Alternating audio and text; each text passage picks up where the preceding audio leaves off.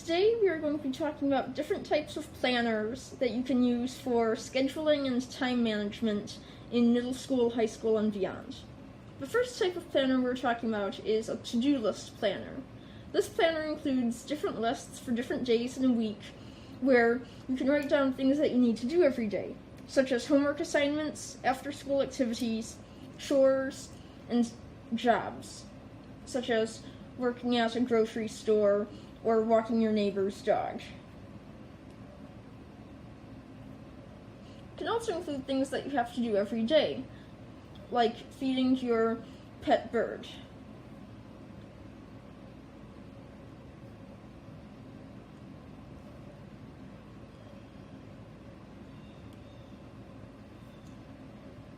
You may want to include the items in the order that you need to do them. For example, things you do in the morning, such as feeding your birds, will be at top, while on the bottom, after-school activities such as green team meetings might make more sense when you're looking at it from top to bottom.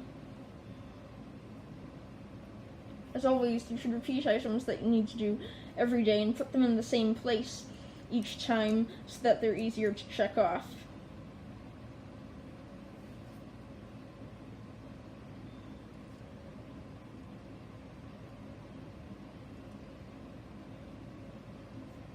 As you can see, Nasara here is creating her weekly to-do list for the week of June 25th.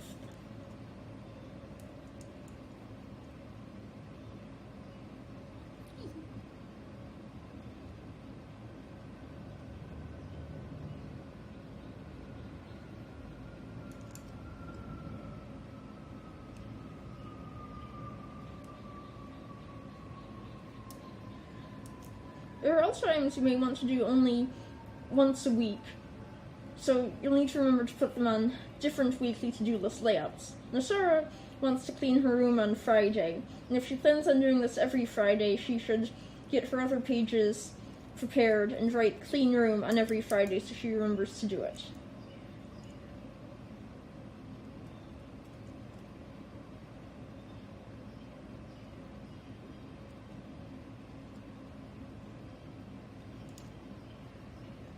Also, don't forget to put activities such as doctor's appointments and other events such as birthday parties that you need to remember to go to.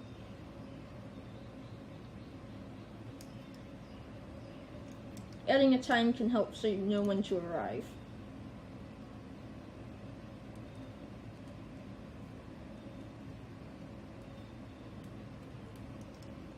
Another type of planner is the weekly planner, which works a bit like the to-do list planner, only you're generally planning things in advance and you may not want to add things which you have to do every day because you will likely want to highlight homework assignments which are due on a specific day. For example, if your teacher assigns a civics project and your project proposal is due on Monday, you'll want to write that down as soon as your teacher tells you the date in class, so that way when you look back at your planner later, you can figure out what you need to do to finish the project proposal before Monday.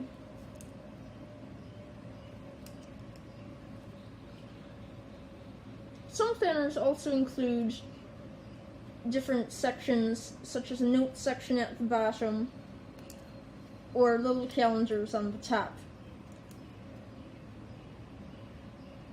Weekly planners are one of the most common planner types, and sometimes your school will give you a planner, and you can often purchase these planners ready-made at office stores because they're so popular. Being able to see a week at a time is very helpful, so at the beginning of the week, you know what you'll be doing, and you can plan for weeks ahead, including things such as long-term projects that you won't be doing for a long time, but that you want to know about so you don't forget to do them between when they are assigned and when they are due.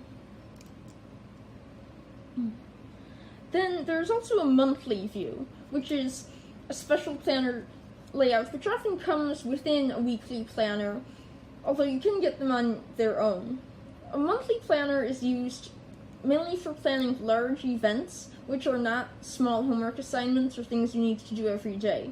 For example, you may put doctor's appointments and parties, those big events we mentioned earlier, or possibly due dates for large projects. Also, if you want to do something consistently, for example, clean your room every Friday, you may want to write clean room at the top of the column of Fridays and draw an arrow pointing down so that you don't have to write it many times, and so you have room for other events and things you need to do on Friday. Seeing this monthly layout will remind you of things you need to prepare for at the beginning of the month, so you don't have to worry about them at the last minute.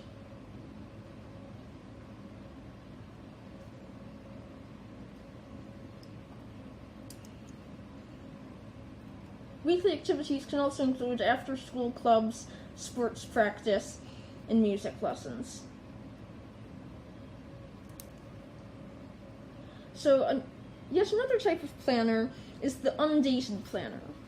As you may have noticed, the weekly planner included specific dates and months so that you can keep your schedule in line with the year. However, with an undated planner, you add your own dates, weeks, and months. So if you only want to use the planner during a specific month, for example, if you're planning a specific project, or if you have a lot of things to do during that month, but very few things to do during other months, you can customize the planner for the month you happen to be in at the time.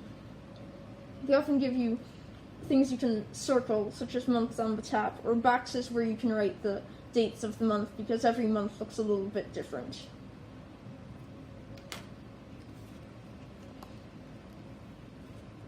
Another less structured type of planner is a bullet journal. A bullet journal is sort of like a regular notebook, only with a lot of dots instead of lines. With the dots, you can use them as lines if you want to write a list. However, you can also draw things and create designs of your own. You can add sticky notes, you can make a list, you can even write in multiple directions because the lines are not going only one way.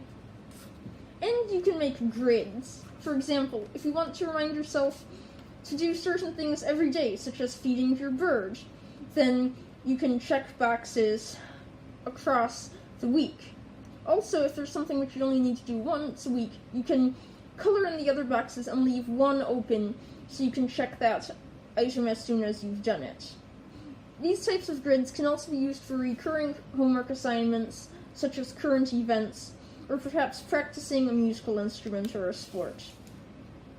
The bullet journal offers you a lot more options than other planners, and you can choose to put many things in there, or just specific things that regular planners may not include, such as a list of books that you're reading, or even a list of places you want to go in the future. It's not limited to one time period. The last type of planner we're covering is a yearly planner. The yearly planner is the one that you want to use for very big events that you will know about a year or several months in advance. For example, your cousin's graduation, your grandparents' anniversary, the birthdays of yourself and close family members that you want to remember, so that you remember to get a present and don't show up to the party having forgotten the card. You generally will only use the yearly planner if these are things which you have trouble remembering, or if there are a lot of dates to remember, because normally you can put things such as this in a monthly or weekly planner and you'll be fine. However, if you're going to, say, summer camp for a week, you probably want to block out that area in the middle of a month, so that way you know that you will be gone for a couple of weeks and can therefore plan your summer assignments around that time. And you'll know when you need to start preparing for the trip.